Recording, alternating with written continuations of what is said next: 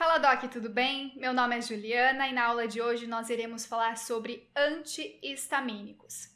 Nós iremos falar sobre a localização, a síntese e a liberação de histamina, sobre os receptores de histamina do tipo H1 e H2, sobre a localização dos receptores e mensageiros, sobre o papel da histamina na alergia, sobre esses principais fármacos, os antihistamínicos que atuam, via receptores H1 e também dos bloqueadores dos receptores histamínicos H2. Nós iremos falar sobre os fármacos de primeira e segunda geração, mecanismos de ação, usos terapêuticos, farmacocinética, efeitos adversos, usos terapêuticos aqui, da nossa segunda classe e também da farmacocinética dessa nossa segunda classe também. Bom, para iniciar a nossa aula, nós vamos começar falando sobre a localização da histamina e o que seria a histamina. Então, a histamina é um mensageiro químico que medeia, as respostas celulares, por exemplo, nas reações alérgicas e inflamatórias. Então, a histamina ela está presente nos tecidos, quando a gente está falando de tecido, no pulmão, lá nos vasos sanguíneos, lá no cérebro, lá no intestino, De modo geral, quando a gente está falando da histamina, do mensageiro químico, ela não possui aplicações clínicas, mas os fármacos que interferem na sua ação vai ter, então, alguma importância clínica, vai ter alguma aplicação terapêutica.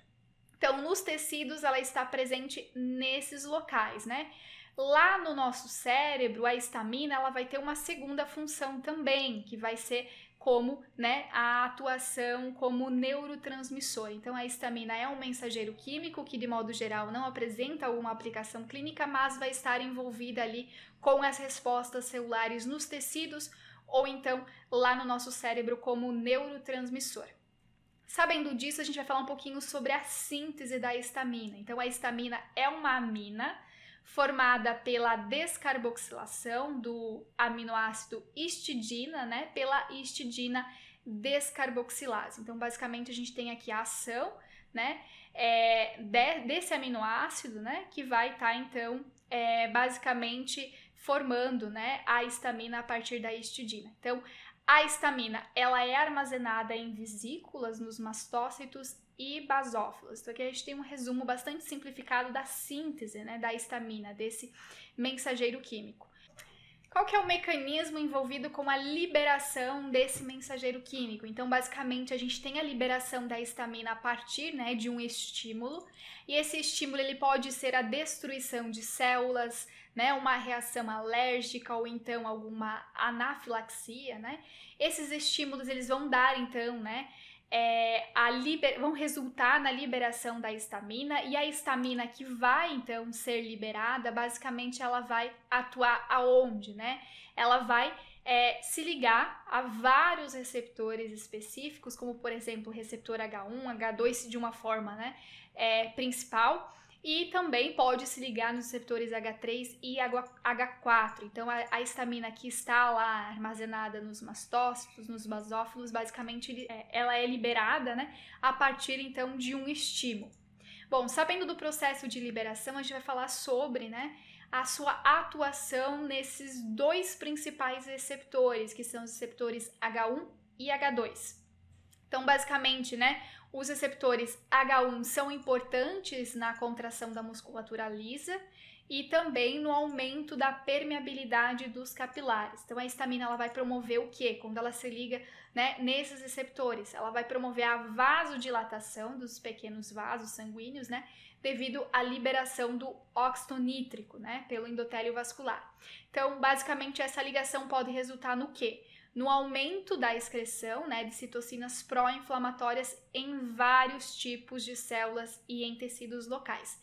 Também vai estar atuando lá nas células parietais do estômago, vai estimular essas células, causando então um aumento da secreção ácida pela ativação dos receptores H2. Então, basicamente, a gente tem aqui a ação da histamina diretamente no receptor H1 e também no receptor H2 de uma forma basicamente, né, indireta. Então, a gente vai ter ali a estimulação das células parietais a partir, né, da ativação do receptor H1, que vai causar, então, um aumento da secreção ácida pela ativação dos receptores H2 posteriormente. Bom, sabendo disso, a gente vai falar um pouquinho também sobre a localização dos receptores e dos mensageiros que estão envolvidos, né? Então, conforme eu mencionei para vocês, a histamina que é liberada, ela vai se ligar, então, a 4 tipos de receptores, de uma forma, né, mais importante, quando a gente está falando de fármacos antihistamínicos, a gente tem aqui o receptor H1 e H2, né, mas a histamina também atua via receptor H3 e H4. Qual é a localização, né, desses receptores? Então, a gente tem ali o receptor H1, né, encontrado no músculo liso, no endotélio e também no sistema nervoso central. O receptor H2 ele é encontrado na mucosa gástrica, né, no miocárdio, nos mastócitos e também no sistema nervoso central. Eles são os mais importantes, conforme eu mencionei para vocês. O receptor H1 ele aumenta, né, o íon cálcio, enquanto que o receptor H2 ele vai estar aumentando a atividade, né, via proteína GS do AMP cíclico. O receptor H3 ele vai atuar, né, vai estar localizado nos terminais nervosos, no sistema nervoso central pré-sináptico, vai diminuir a atividade lá AMP cíclico e também íons de cálcio via ativação da proteína GI, que é a proteína inibitória.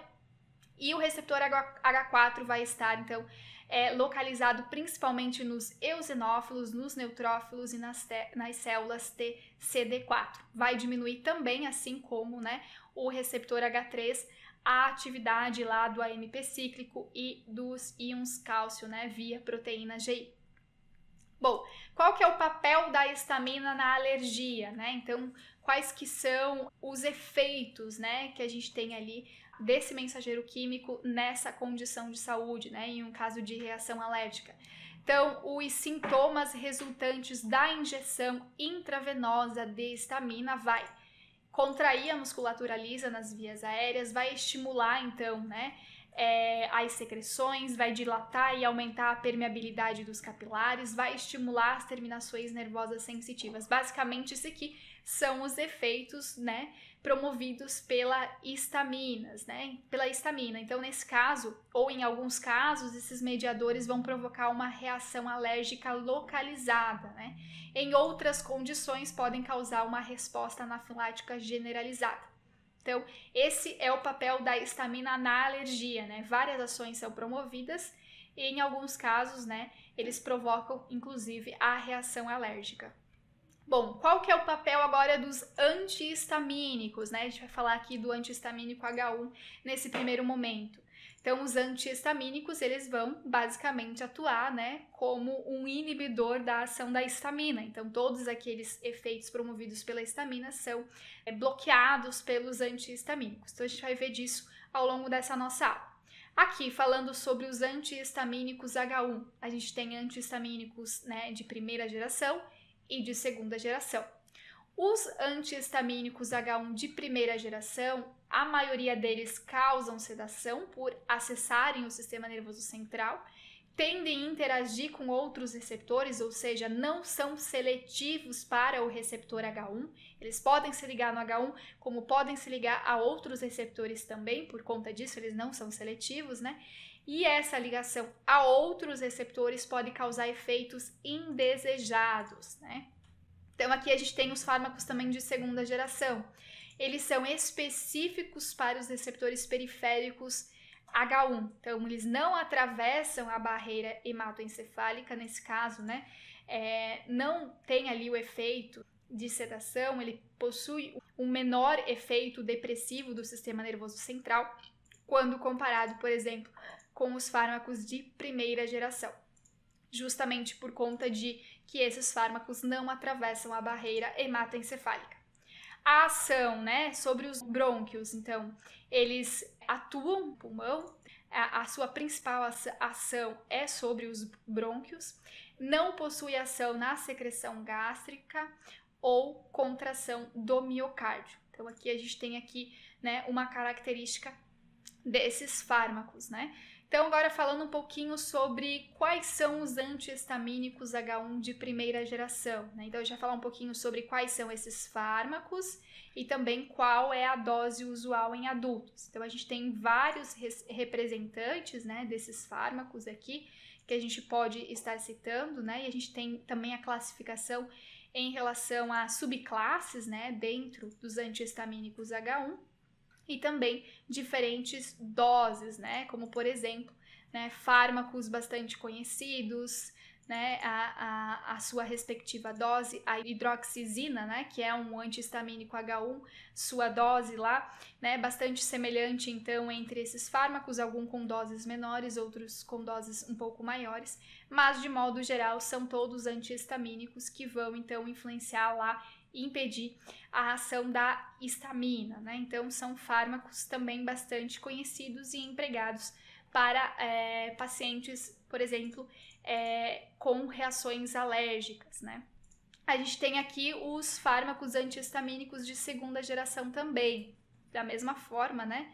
Os fármacos aqui, né, as suas principais subclasses, as suas doses mais comuns utilizadas em adultos, fármacos bastante conhecidos como a loratadina e a desloratadina, né? Lembrando, então, a desloratadina, a fexofenadina, a loratadina não produzem sedação, porque, segunda geração, são fármacos que não atravessam a barreira hematoencefálica.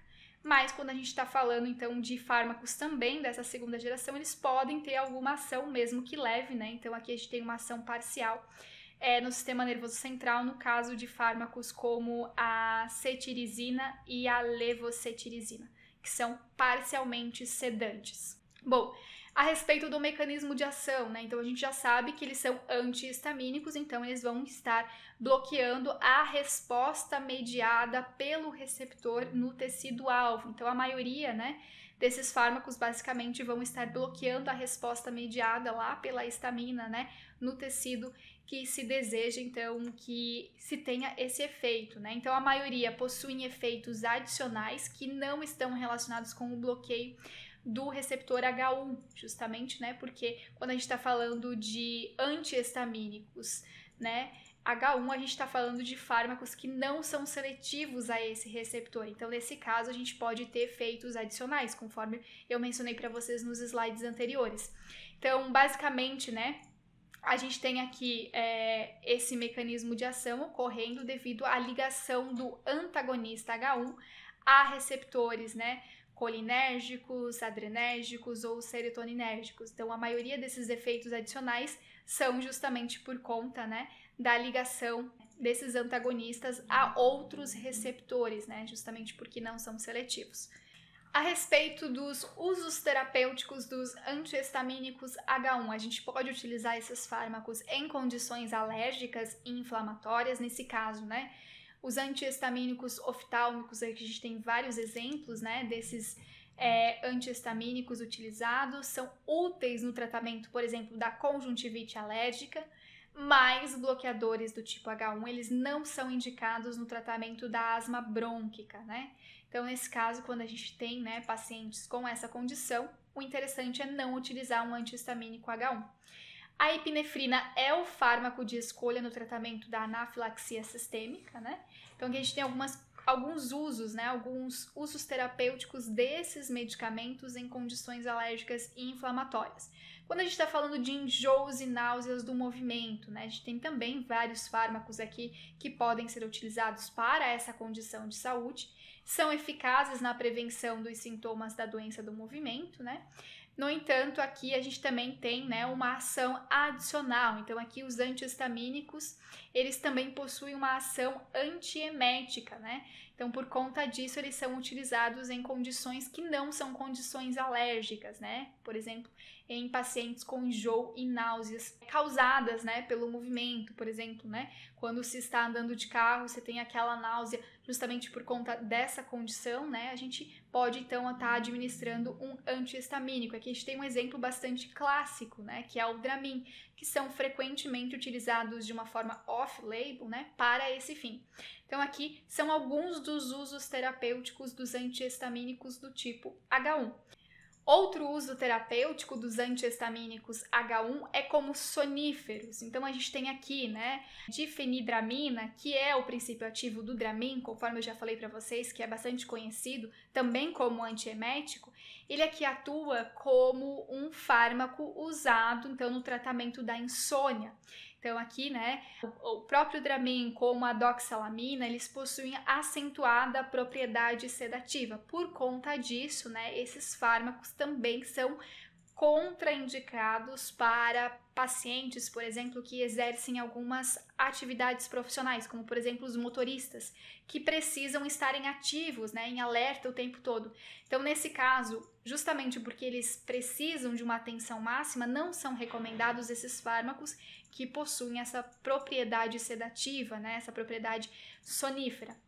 Nesse caso, quando a gente tem esses pacientes, né, nessa condição de saúde e que precisam, né, de atenção máxima na sua execução, né, de rotina, de trabalho, a gente pode então substituir por fármacos da segunda geração. Por quê? Porque os fármacos da segunda geração não possuem esse efeito sonífero. Então, nesse caso, a gente pode substituir o Dramin por um fármaco, por exemplo, da segunda geração dos antihistamínicos.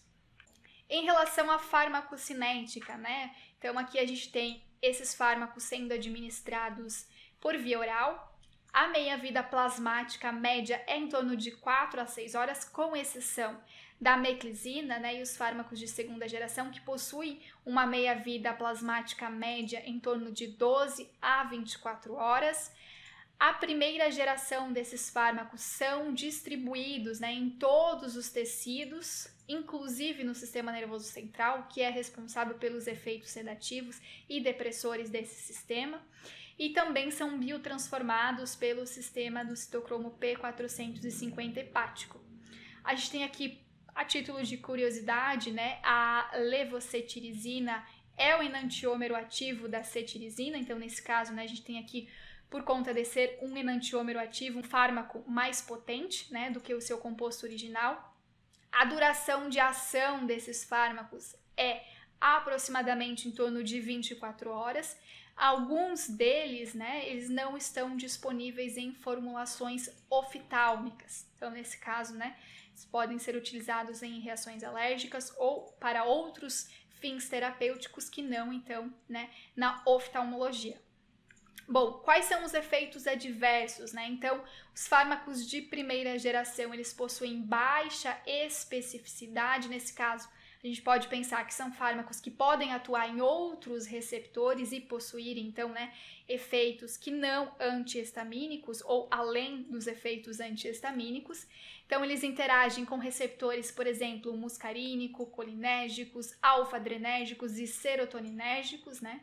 Aqui a gente tem um exemplo, né, de vários efeitos que esses fármacos eles podem então estar tendo, né, com a sua interação com diferentes tipos de receptores, né? Então a gente pode ter ação que pode derivar então do seu bloqueio, né, de receptores colinérgicos, alfa-adrenérgicos, serotoninérgicos, entre outros, e vários efeitos podendo ser causados justamente por esses fármacos, justamente também por conta da sua especificidade, né, por não serem seletivos aos receptores do tipo H1.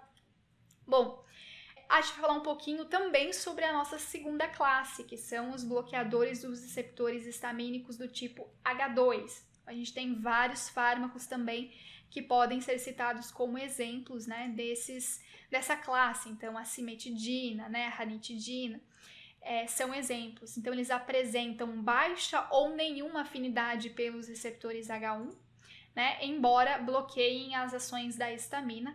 A sua utilidade clínica principal aqui é atuar como inibidor da secreção de ácido gástrico no tratamento de úlcera. Então, nesse caso aqui, é um antihistamínico, mas a sua ação ela é um pouquinho diferente dos antihistamínicos do tipo H1. A respeito desses fármacos, a gente tem que falar que esses antagonistas de receptores H2, eles atuam seletivamente nos receptores H2 do estômago. Por conta disso, sabe aqueles vários efeitos, né, que os antagonistas dos receptores H1 promovem lá nos receptores muscarínicos, alfa-adrenérgicos, serotoninérgicos. Aqui a gente não tem, porque eles são mais seletivos, então eles vão atuar seletivamente nos receptores H2 nessa região. Então, basicamente, a gente tem aqui um efeito, né, nesse órgão do nosso organismo. Também não vão, né, acessar lá o sistema nervoso central. Então, vários daqueles efeitos sedativos, né, que podem ocorrer com os fármacos antihistamínicos H1, principalmente quando a gente está falando dos fármacos da primeira geração, a gente não tem aqui. Então, basicamente, eles não têm efeitos nos receptores H1. E eles também são antagonistas competitivos da histamina e são fármacos, né? São antagonistas reversíveis. Quais são os usos terapêuticos e a farmacocinética relacionada a essa classe? Então, eles são utilizados, né, em úlceras pépticas, em úlcera de estresse agudo, em refluxo, por exemplo, né, gastroesofágico. Mas, quando a gente está falando desse uso terapêutico especificamente, né, os inibidores da bomba de prótons ainda são os mais indicados, né? A farmacocinética desses fármacos, né, eles são administrados via oral, são bem tolerados, possuem uma boa distribuição, incluindo o leite materno, né, por meio da placenta, são excretados na urina. A cimetidina, a ranitidina e a famotidina também estão disponíveis em formulações IV. Então, aqui a gente tem, né, formulações disponíveis com 100% de biodisponibilidade, né? Podem reduzir, de modo geral, a eficácia de fármacos que exigem um ambiente ácido para a absorção, como, por exemplo, o cetoconazol.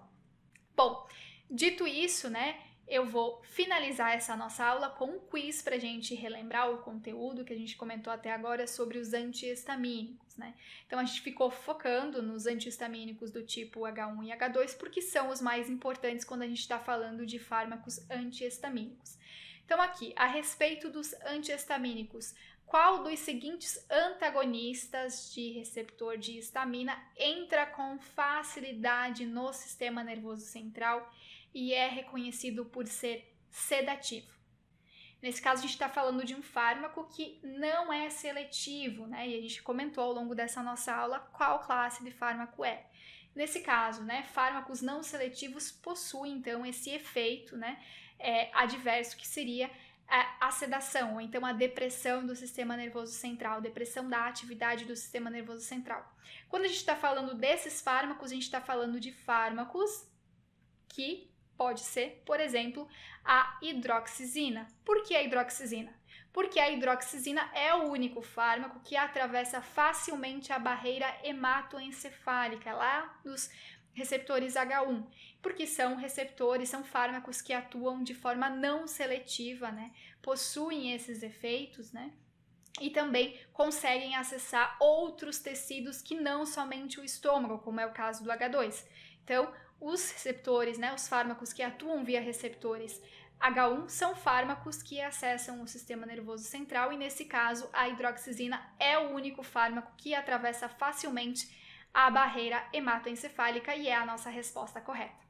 Agora, um resumo para a gente relembrar, então, os principais conceitos, né, e o conteúdo que a gente mencionou ao longo da nossa aula. Então, a histamina é um mensageiro químico que atua sobre receptores H1, H2, H3 e H4. O H1 e o H2 são os mais importantes quando a gente está falando, né, de fármacos antihistamínicos que possuem aplicações, né, clínicas. São utilizados para reações alérgicas e inflamatórias, para enjoo e náuseas, e também atuam como soníferos no tratamento, por exemplo, da insônia. A gente tem antihistamínicos H1 de primeira e segunda geração e a gente tem bloqueadores dos receptores histamínicos H2. Os fármacos, né, de primeira geração, quando a gente está falando de antihistamínico H1, causam sedação por entrarem no sistema nervoso central, por acessarem esse sistema. A segunda geração não atravessa a barreira hematoencefálica, ou seja, possuem um menor potencial de causar sedação. Então, eles são menos sedativos. Bom, pessoal, essas daqui são as nossas referências. Até a nossa próxima aula.